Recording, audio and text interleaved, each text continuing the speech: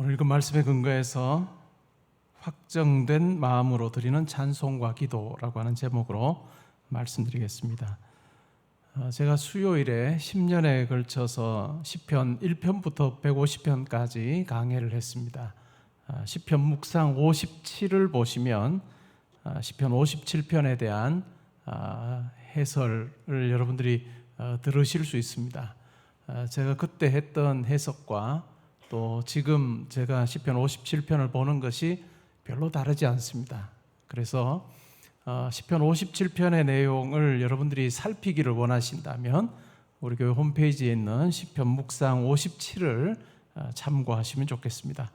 오늘은 읽은 본문에 근거해서 하나님의 선물로서의 기도에 대해서 생각을 해보기를 원하고요. 특별히 우리 기도 가운데 찬송이 가지는 의미, 하나님을 향한 찬양이 가지는 의미에 대해서 오늘 생각을 해보려고 합니다. 며칠 전에 제가 운전해서 시내를 다녀온 적이 있습니다. 시내 볼일을 보고 집으로 돌아오는데 고가도로를 타게 됐습니다. 그런데 그 고가도로가 그렇게 크지 않았어요. 그래서 양방향 1차선 고가도로였습니다. 저는 고가도로를 막 타고 이제 집으로 오려고 할 때 보니까 반대편에 1차선이니까요. 반대편에 고가도로 막 내려오기 얼마 안 남았을 때 접촉사고가 있었습니다. 택시와 승용차가 접촉사고로 부딪혀 있는 거예요. 그러니까 어땠을까요? 뒤쪽으로 쭉 그냥 차들이 밀려 있습니다.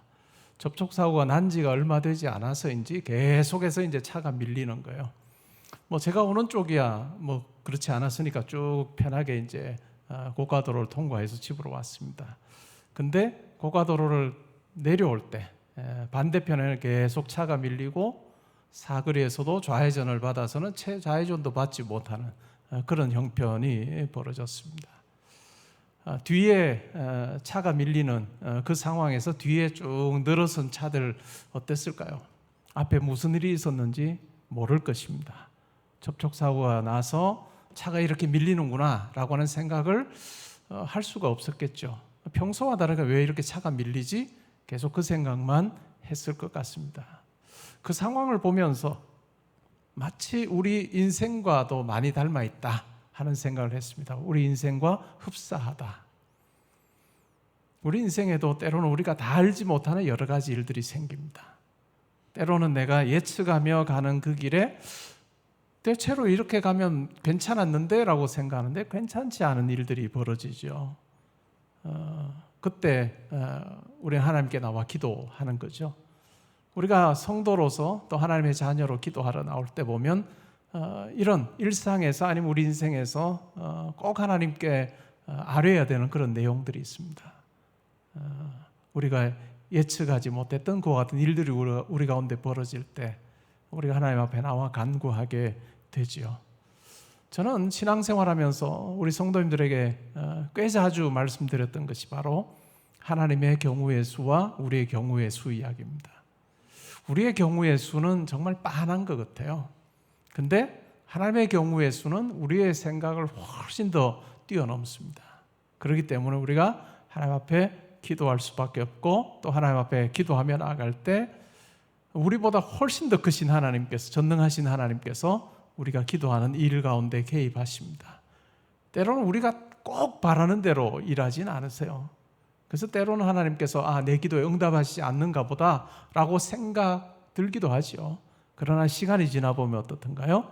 우리가 정말 하나님을 향한 그 믿음을 굽히지 아니하고 하나님을 향해서 우리 마음을 열어놓고 계속해서 일 가운데 일하실 하나님을 바라보며 나아갈 때 하나님께서 항상 가장 좋은 것을 우리에게 허락해 주신다라고 하는 그 고백을 우리가 하게 됩니다. 오늘 시편 57편에도 보면 다윗이 노래하고 있는데요. 어떤 상황이냐 하면 다윗이 사울을 피하여 굴에 있을 때 쓴 시입니다. 부른 노래이죠. 1절에 보면 하나님이여 내게 은혜를 베푸소서, 내게 은혜를 베푸소서, 내 영혼이 주께로 피하되 주의 날개 그늘 아래에서 이 재앙들이 지나가기까지 피하리다 라고 그렇게 이야기합니다. 그러면서 자기에게 주어진 삶 자체가 굉장히 힘든 상황임에 대해서 이 구구절절히 이야기를 하고 있습니다. 3절에도 이야기를 하고요, 4절에도 이야기를 합니다. 사자들 가운데 사는 것 같은 그런 그 모습, 그리고 아주 힘든 상황 가운데 자기가 살고 있음에 대해서 이야기를 합니다. 그러면서도 다윗이 하나님 앞에 있는 그 마음을 보면 2절에 나옵니다. 나를 위하여 모든 것을 이루시는 하나님이라고 하는 고백이 나옵니다. 나를 위하여 모든 것을 이루시는 하나님이라고 하는 이 고백을 가지고 기도하고 있고 찬양하고 있습니다. 다르게 말하면 뭘까요? 자기의 경우의 수와 자기의 바람과는 다르게 훨씬 더 크신 하나님께서 이 일 가운데 개입하고 계십니다라고 하는 그 고백이 2절에 있습니다. 나를 위하여 모든 것을 이루시는 하나님 앞에 제가 간구하고 있고 찬양드리고 있습니다 라고 그렇게 고백하고 있습니다. 그렇기 때문에 다윗은 어떨까요? 왕을 피하여 굴에 숨어 있으면서도 완전히 절망으로 나락으로 떨어지지 않습니다. 왜냐하면 나를 위해서 모든 것을 이루실 하나님을 그는 신뢰하고 있기 때문이다. 믿고 있기 때문에 그렇다는 것입니다. 이렇게 간구로, 다급한 간구로 하나님 앞에 나아갔던 다윗, 그러나 모든 것을 나를 위하여 이루시는 하나님에 대한 고백을 하면서 그의 간구는 찬양으로 이어집니다. 찬양으로 이어지죠. 오늘 불렀던 찬양 그리고 읽었던 말씀에도 보면 하나님이여 내 마음이 확정되었고 내 마음이 확정되었사오니 내가 노래하고 내가 찬송하리이다. 기도의 자리에 있을 때 우리가 항상 기억해야 되는 것은 내 중심성, 나 자신이라고 하는 그 중심성으로부터 탈피하여 하나님 중심이 되는 경험을 하는 것은 매우 중요합니다. 우리가 어떤 필요가 있습니다. 간구의 제목이 있죠. 근데 그 간구의 제목 필요가 나를 위한 것, 나의 어떤 필요를 충족시키는 그 차원에 머물지 말고 정말 하나님을 드러내는 것, 하나님을 높이는 것, 오히려 그것이 하나님을 찬양하는 것이 되도록 하는 것, 그것은 매우 중요합니다. 이것이 있을 때 우리의 기도는 낙심하지 않게 되고 또 우리의 기도 가운데, 우리 찬양 가운데 함께 하시는 하나님을 만남으로 기뻐하고 즐거워하면서 우리의 삶을 통해서 정말 하나님을 영화롭게 하고 영원토록 그를 즐거워하는 그 같은 삶을 우리가 살 수 있다는 것을 기억할 필요가 있습니다. 여러분 오늘 이 자리에서 또 예배 들은 후에 기도하실 때도 그 마음의 고백이 있으면 좋겠어요. 하나님, 이 일이 그냥 나의 필요를 채우는 데서 끝나지 말고 이 일을 통해서 하나님의 영광이 많은 사람들에게 드러나길 원합니다. 내 마음이 확정되어서 내가 노래하고 하나님을 찬양하기를 원합니다. 내 영광이 깨어서 정말 하나님을 찬양할 자가 되기를 원하고 만민 중에서 주께 감사하고 문나라 중에서 주를 찬송하는 자로 제가 살기를 원합니다. 주님의 인자하심이 워낙 커서 하늘에 미치고 주의 진리는 궁창에 이르는 것을 내가 보여주고 고백하고 찬양하며 살기 원합니다 라고 하는 그 마음의 고백이 우리 가운데 있으면 좋겠습니다. 우리의 경우의 수와 하나님의 경우의 수는 너무 다릅니다. 나를 위하여서 모든 것을 이루시는 하나님이라고 하는 이 다윗의 삶을 보아도 너무나도 분명하게 하나님께서 함께 하셔서 다윗이라고 하는 사람을 왕으로 세우시고 그를 통해서 하나님께서 영광 받으셨다는 것을 우리는 이스라엘의 역사를 통해서 또한 다윗의 일생을 통해서 우리는 확인하게 됩니다. 여러분 예배의 자리에 계시는 여러분들의 삶을 한번 더듬어 보십시오.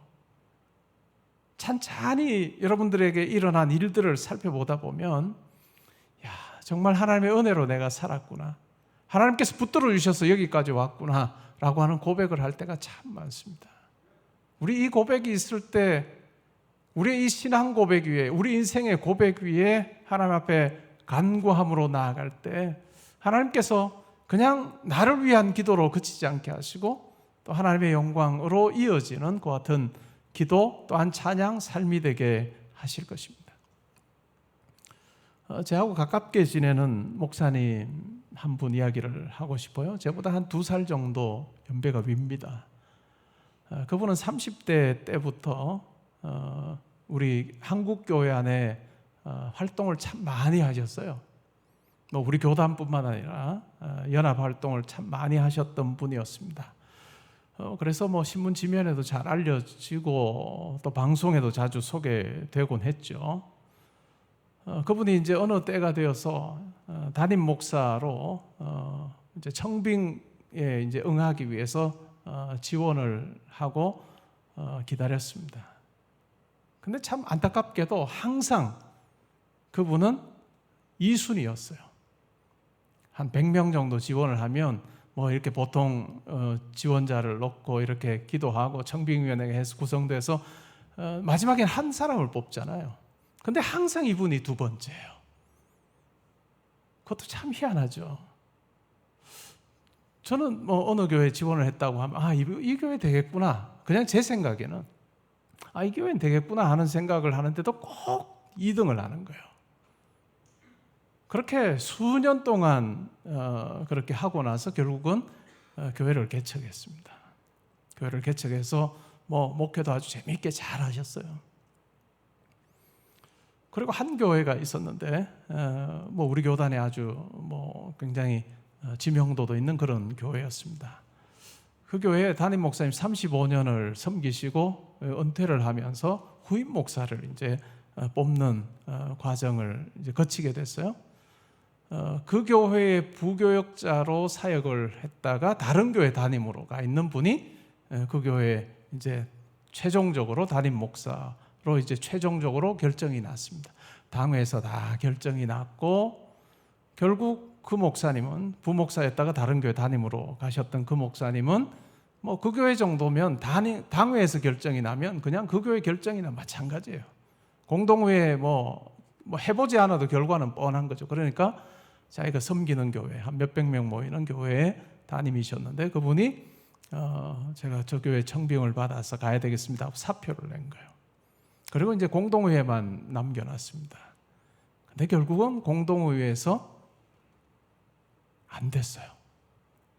왜 안 됐느냐 하면 그분이 부교역자로 있을 때 그 부목사님 아들과 어느 집사님 아들이 다퉜나 봐요. 싸웠나 봐요. 십몇 년 전 이야기죠. 다퉜나 본데 실질적으로 이분이 이제 담임으로 오는 청빙 투표를 할 때 공동의회 때 그때 10여 년 전에 집사님이었던 분이 안수 집사님이 되어 있었어요. 그리고 이 안수 집사님이 옛날에 그 문제가 해결이 안 됐는지 이분이 담임 목사로 오는 것에 대해서 너무너무 마음이 불편한 거예요. 그래서 아는 교회 안에 분들하고 다 이야기를 해서 결국은 원래 다 당회에서 결정이 됐던 이분이 결국은 그 교회 담임 목사로 가지 못하게 됐습니다. 그리고 나서 담임으로 청빙을 받은 분이 제가 잘 아는 그분이에요.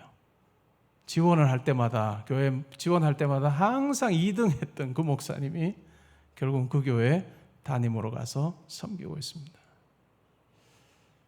여러분 제가 그래서 신학교에서 가르치거나 우리 교육자들한테 그런 이야기를 해요. 어느 누구가 그렇게 예상했겠어요? 10여 년 전에 아이가 다툰 그 일이 10여 년이 흐른 후에 정말 중요한 결정을 하는 그 시점에 이렇게 영향을 미칠지 아무도 모르는 거죠. 우리의 경우의 수와 하나님께서 다루고 가시는 손길은 참 많이 다르다라고 하는 것을 느낄 때가 참 많습니다.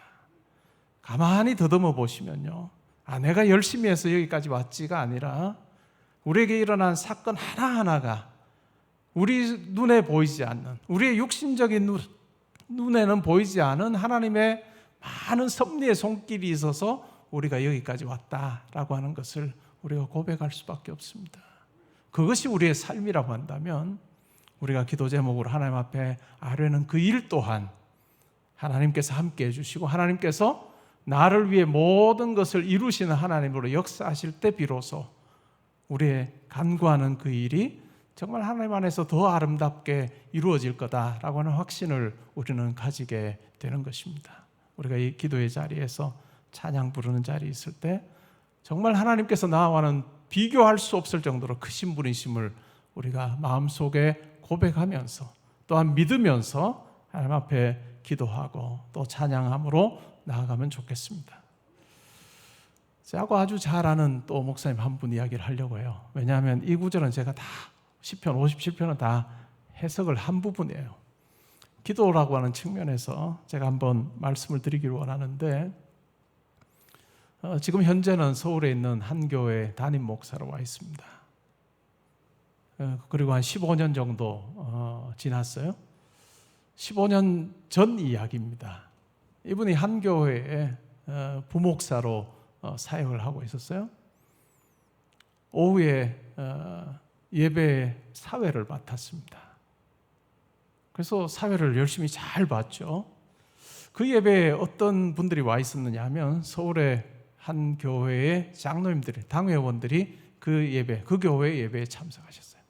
왜 참석하셨느냐 하면 그 예배 때 설교하는 부목사님의 설교를 듣고 그 부목사님을 교회에 청빙하기 위해서 장로님들이 내려가서, 대전에 있는 교회인데 내려가서 다 예배 때 함께 드릴 거예요. 그리고 나서 예배가 딱 끝났습니다. 설교한 목사님을 담임 목사로 모셔가기 위해서 내려갔던 장로님들이 예배가 딱 끝나자마자 똑같은 마음으로 오늘 우리가 사회본 목사님을 우리 교회 담임 목사님으로 모셔가자라고 하는 마음이 딱 모아진 거예요. 그래서 결국은 대전에 그 교회 담임 목사님에게 요청을 했습니다. 이 목사님 우리 교회 담임 목사로 갈 수 있도록 허락을 해달라라고 그렇게 요청을 하고, 결국 여러 가지 일들이 있었지만 결국은 지금 서울에 와서 목회를 15년째 하고 있습니다. 그분이 15년 전에 한 주일 오후 예배 사회를 보면서, 야, 내가 오늘 사회 잘 보면 누군가가 나를 담임 목사로 데려가겠구나 라고 하는 상상이라도 했을까요?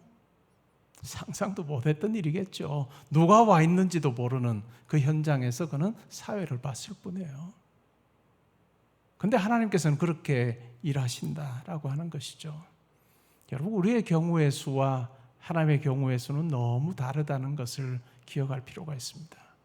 우리 눈에 보이는 대로 때로는 하나님 제가 이렇게 처리되면 좋겠습니다 라고 때로는 우리가 기도하는데요, 때로는 하나님께서 즉시로 응답하지 않을 때가 있어요. 즉각 응답하지 않으셔서 하나님께서 이 기도 응답하시지 않는가 보다라고 하는 생각이 들 때도 있어요. 그러나 시간이 지나 보면 어때요?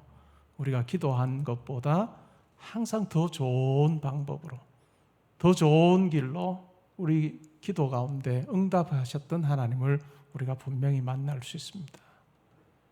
오늘 우리가 담대하게 하나님 앞에 한 가지 기도 제목을 가지고 아뢰을 수 있는 이유가 뭘까요? 이 모든 일에 우리를 위하여서 일하시는 하나님이 바로 내 아버지시고 내 자녀의 아버지시고 또 우리 기도를 들으시고 응답하시는 분이다라고 하는 분명한 확신이 있기 때문에 우리가 담대함을 가지고 하나님 앞에 나아갈 수 있습니다. 그러기에 우리는 결국 어떨까요? 기도하면서 하나님 앞에 찬양으로 하나님을 영화롭게 할 수 있는 그와 같은 은혜 입은 자로 우리가 살고 있다는 것을 우리가 기억하면 좋겠어요. 오늘 여러분들이 기도하시면서 정말 크신 하나님을 묵상하기를 원하고요, 또 그래서 여러분의 기도가 찬양으로 이어지는, 하나님 이 일이 정말 하나님의 영광을 선포하는 것이 되게 하시고 존귀하신 하나님께서 영광 받으시는 일이 되게 하여 주옵소서. 내 필요를 채우는 데 급급하는 것이 아니라 크신 하나님의 전능하신 손에 맡겨져서 이 일이 정말 하나님의 큰 계획 안에서 아름답게 성취되는 것이 되게 해주십시오라고 하는 그 같은 고백이, 찬양이 우리 가운데 있는 은혜의 시간이 되면 좋겠습니다.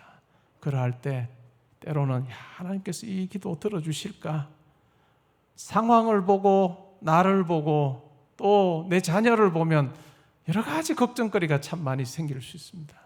걱정하는 마음이 들 수 있죠. 그러나 정말 온 우주 만물을 창조하신 하나님, 그 하나님께서 일 가운데 함께 하신다라고 하는 분명한 확신이 여러분 가운데 있을 때 낙심과 절망과 여러 가지 염려들은 다 사라지고 여러분 마음속에 감사의 찬양의 고백이 지금까지도 나를 붙들으신 하나님께서 앞으로 내 삶에 분명히 함께 하실 줄 믿습니다 라고 하는 그 담대한 고백으로 하나님 앞에 나아가는 저와 여러분 되시기를 주님의 이름으로 축복합니다.